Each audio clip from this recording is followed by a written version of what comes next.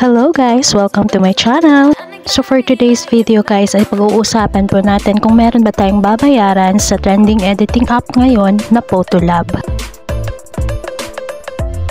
Bago pa lang lahat guys, ikagagalak ko kung magsusubscribe ka sa aking YouTube channel. Maraming salamat! At isa nga ang trending Photolab application sa nag-o-offer ng free trial kung saan ay pwede kang mag-edit ng mga photos or pictures na hindi mo na kailangang pumunta pa sa mga Photoshop. Ngunit meron ngang napabalita na nabawasan ng GCash account balance nila mula nung gumamit sila ng app na to. At ngayon nga ay ating aalamin kung bakit nga ba ito nangyayari at paano nga ba natin maiiwasan ito. Okay, pinakauna guys na gagawin natin ay open natin syempre ang ating Photolab application.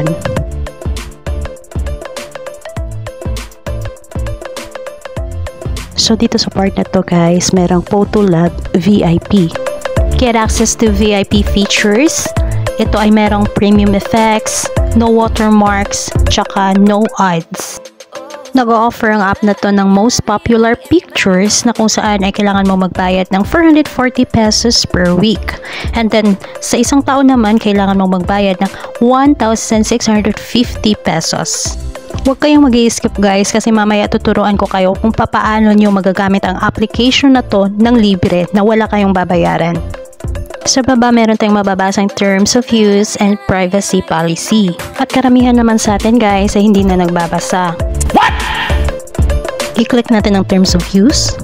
Dito nga ay pinapaliwanag at pinapaalam nila ang kanilang terms of service. Ito naman ang kanilang privacy policy.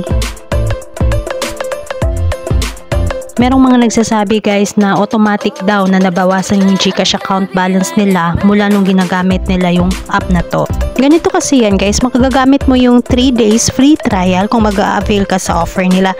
Like for example, nag-avail ka sa offer nila na 440 pesos per week. So ibig sabihin nun, meron kang 3 days na free trial.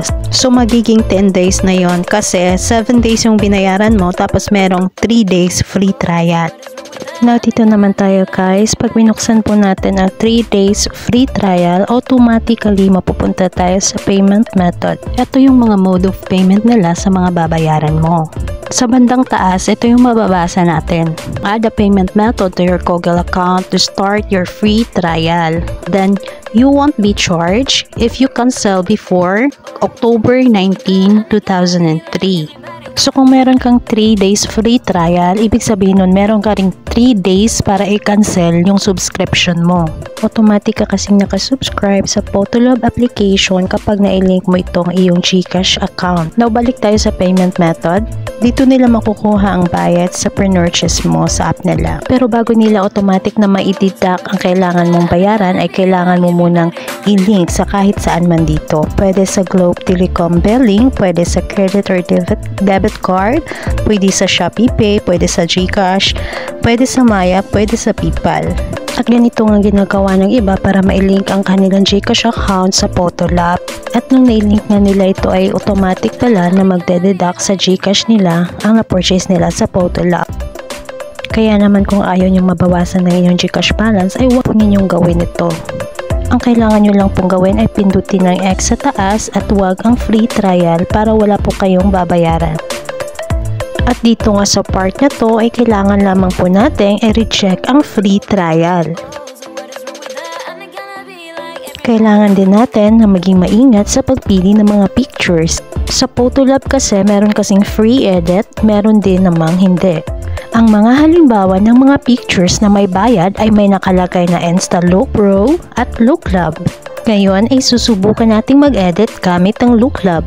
Piliin natin ng photo. Tandaan po natin na kahit isang beses ka lang ng purchase ng 1 week at may kasamang free trial, ay weekly pa rin po na mababawasan ng 440 pesos ang inyong GCash balance. Maliban na lang po kung ika-cancel nyo inyong subscription sa ProLab. At abangan nyo nga po ang susunod kong video dahil ituturo ko sa inyo kung paano nyo po makakancel ang inyong subscription kung sakali mang nakapag-subscribe na kayo upang hindi na po mabawasan ang inyong GCash balance.